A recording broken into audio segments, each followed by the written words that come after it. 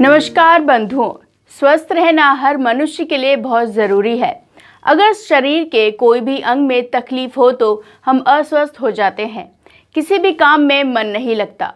तो चलिए जानते हैं डॉक्टर रजत जांगिड़ जी से कंधे और घुटनों में चोट लगने पर कैसे उनका निदान करें। घुटने और कंधे की समस्या बुजुर्गों में ज़्यादातर होती है, क्या यह युवाओं में भी होने की संभावना है? तो नॉर्मली जो घुटना है वो आपका वो जोड़ है जो सबसे ज़्यादा लोड लेता है और कुदरत ने उसको लोड लेने के लिए ही बनाया है। उसमें कार्टिलेज होती है, उसमें 4 या 5 लिगामेंट्स होते हैं। लेकिन जो यंग या जो युवा लोग हैं वो किसी नॉर्मल अपन देखते हैं कि किसी न किसी स्पोर्टिंग एक्टिविटी में या खेल में हमेशा एंगेज रहते हैं, तो उनको इस जो स्पोर्ट्स है खेलने में कोई ना कोई चोट भी लगती रहती है। तो ये लिगामेंट्स हैं वो मोस्ट कॉमनली चोट उसमें हो सकती है, या उसके बीच में गद्दी भी रहती है, जो गद्दी में भी चोट हो सकती है, कार्टिलेज में भी चोट हो सकती है। ACL क्या है? मोस्ट कॉमन जो चोट के पेशेंट्स हमारे पास में आते हैं लेके घुटने में, वो होता है ACL। ACL मतलब एंटीरियर क्रूशिएट लिगामेंट होता है। इसकी चोट सामान्य तौर पे हम बहुत कॉमनली देखते हैं। इसके अलावा इसमें MCL, PCL, MPFL ये और लिगामेंट्स है, उसमें भी चोट हो सकती है, पर ACL है वो 99% वो इंजरी होती है।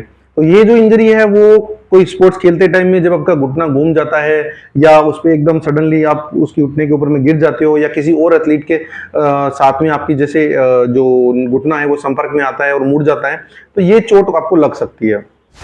घुटने पर चोट लगने पर क्या ट्रीटमेंट लें? सामान्य तौर पे जब फील्ड में आपको घुटने में चोट लगती है तो आपको यह है कि उस पार्ट को रेस्ट देना है। अगर आपको कोई सपोर्ट अवेलेबल है तो उसमें वो सपोर्ट बांधना है। उसके बाद में आप इसके ऊपर में आइसिंग करनी है। ये ट्रीटमेंट है वो आप इमीडिएटली स्टार्ट कर सकते हैं, और उसके बाद में आपको ये चाहिए कि आप किसी ऑर्थोपेडिक सर्जन या जो फिजिशियन आपको अवेलेबल हो उसको दिखाएं। वो आपको नॉर्मली रेस्ट, उसमें बर्फ का सेक, उस पैर को ऊंचा रखना और एक पट्टा आपको ही देता है, और उसमें कुछ दवाइयाँ मेडिकेशन भी आपको देता है जिससे आपकी जो चोट है उसमें इमीडिएट आपको राहत मिले। कुछ समय के बाद में आपको जो डॉक्टर है वो घुटने की चोट को असेसमेंट के लिए आपको MRI एडवाइस करेंगे कि आप MRI करवाएं।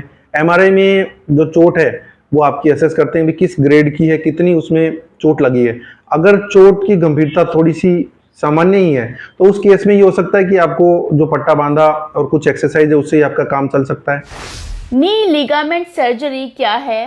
कई बार जो चोट की गंभीरता है वो ज्यादा होती है, तो उस केस में अगर लिगामेंट आपका पूरा टूट गया है तो आपको भविष्य में जैसे आप उस पैर पे वजन रखना स्टार्ट करते हो या दौड़ना स्टार्ट करते हो या कोई स्पोर्टिंग एक्टिविटी में स्टार्ट करोगे तो आपको उसमें लचक आ सकती है।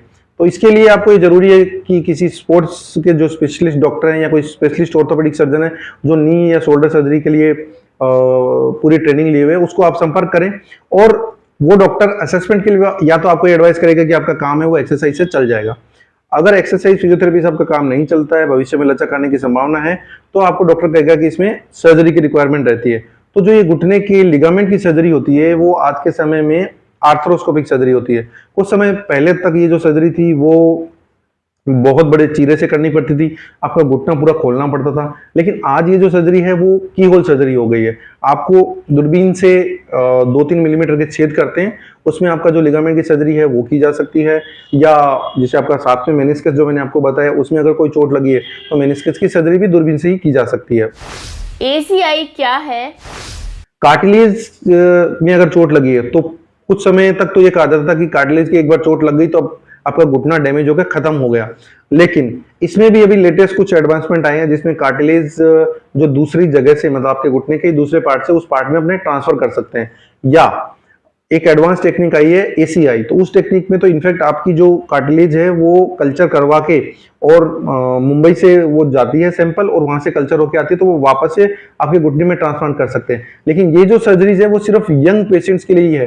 ये जो सर्जरी है मैंने आपको बताया कि जैसे घुटने में घिसावट हो गई, ऑस्टियोआर्थराइटिस हो गया, एज रिलेटेड जो बीमारियां उसमें नहीं हो सकती है। जो कोई एथलीट में या स्पोर्ट्स पर्सन में कोई एक कार्टिलेज में कोई पर्टिकुलर जगह पे अगर कोई इंजरी हुई है तो इसमें ये ऑपरेशन वगैरह किया जा सकता है।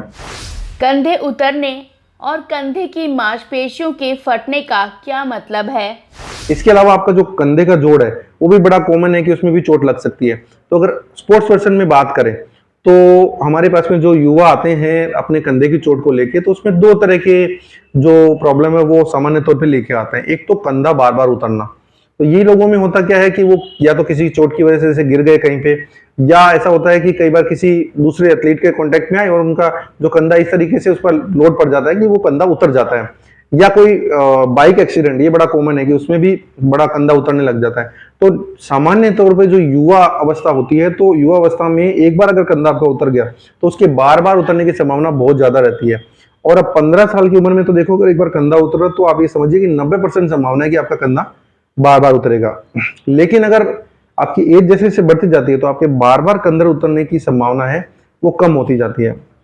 चूंकि ये लोग बहुत ज्यादा एक्टिव रहते हैं और स्पोर्टिंग एक्टिविटी में लगे हुए हैं, तो उनका कंधा अगर उतर जाता है तो वो खेल उनको बंद करना पड़ता है, ऐसे नहीं पीड़ा होती है। तो इस चीज से उबरने के लिए जरूरी है कि वो किसी प्रॉपर स्पोर्ट्स के डॉक्टर को या कोई शोल्डर के स्पेशलिस्ट को दिखाएं, तो वो उस केस में आपका एक्सरे, एमआरआई और जांचें करके आपको बताएंगे कि इसमें झिल्ली फटी हुई है।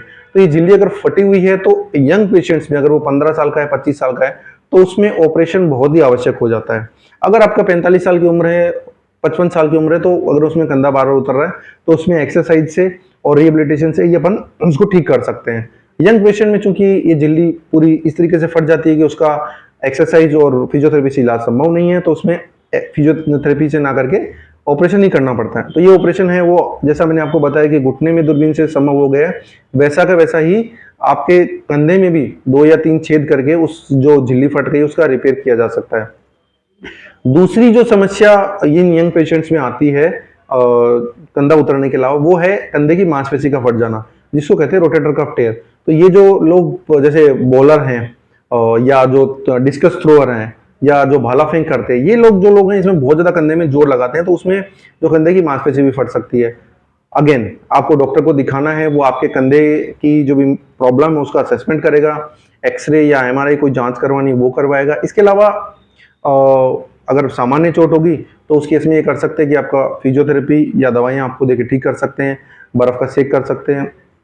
अगर प्रॉब्लम बढ़ गई है तो उस केस में ये होगा कि आपको डॉक्टर बोलेगा कि आपको दूरबीन से सर्जरी की जरूरत पड़ेगी। तो दोस्तों, इस वीडियो में मैंने आपको बताया कि घुटने में लिगामेंट की समस्या हो सकती है, मेनिस्कस की समस्या हो सकती है, कार्टिलेज की समस्या हो सकती है, कंधे में आपके रोटेटर कफ टेयर हो सकता है, कंधा बार बार उतरने की समस्या हो सकती है।